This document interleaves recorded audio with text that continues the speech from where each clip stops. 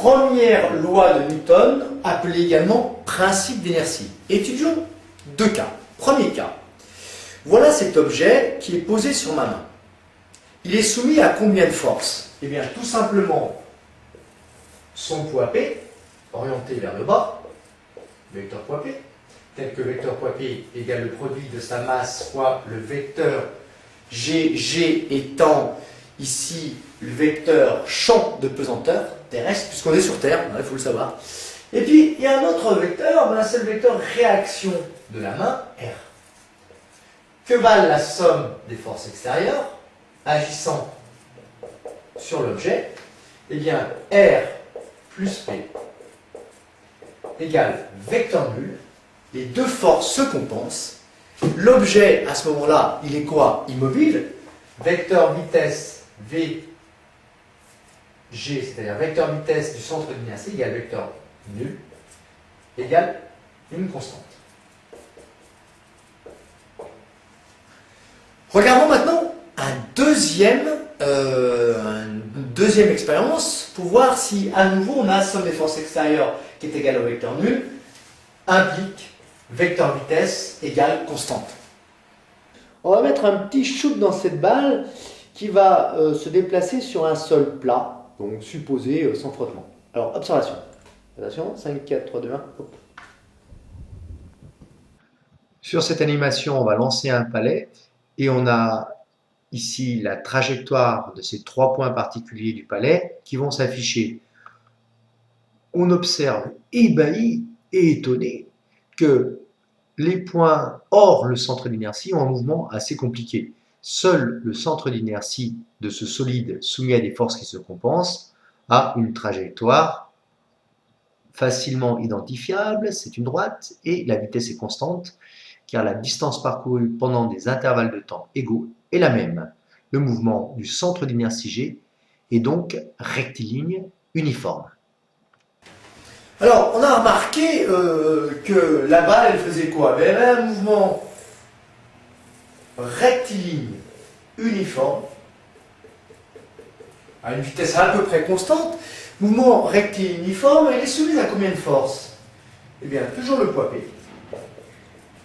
Toujours la réaction R, avec R perpendiculaire au plan, parce que on va admettre qu'il n'y a pas de frottement, il n'y a qu'un seul point de contact entre la balle et le sol, donc très peu de frottement.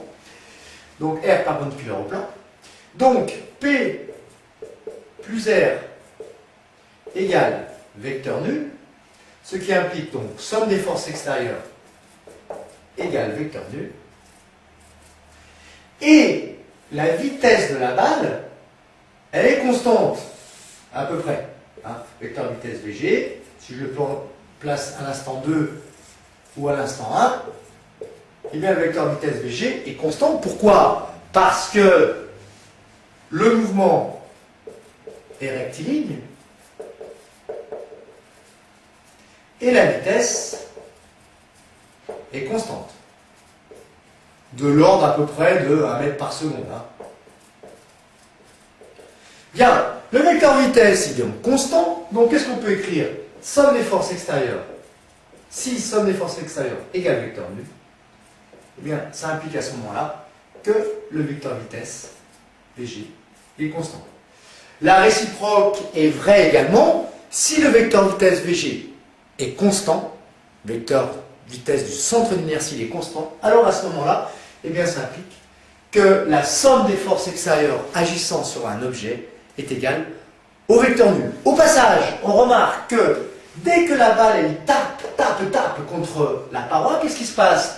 Le vecteur vitesse il change de direction, il n'est plus égal au le vecteur vitesse change de direction, c'est-à-dire que le vecteur vitesse n'est plus constant. Pourquoi? Parce qu'au point d'impact, qu'est-ce qui se passe au point d'impact? Tiens, on va le mettre ici. Pourquoi le vecteur vitesse il est plus constant? Parce qu'il y a à ce moment-là trois forces qui agissent. Le vecteur poids, le vecteur réaction du plan R, et puis la force exercée par le plan sur l'objet, et cette somme des forces n'est plus égale au vecteur nul, et si la somme des forces extérieures est différente du vecteur nul, d'après le principe d'inertie, le vecteur vitesse Vg Il n'est plus constant. En conclusion, première loi de Newton ou principe d'inertie, lorsqu'un système matériel est pseudo-isolé, soumis à des forces qui se compensent, ou isolé, soumis à aucune force, ce qui pourrait être le cas de ce vaisseau spatial éloigné de toute planète. alors soit le système est au repos, soit le mouvement de son centre d'inertie est rectiligne uniforme. Son vecteur vitesse est alors constant. La réciproque est vraie. Si somme des forces extérieures égale vecteur nul, le vecteur vitesse Vg est constant et réciproquement.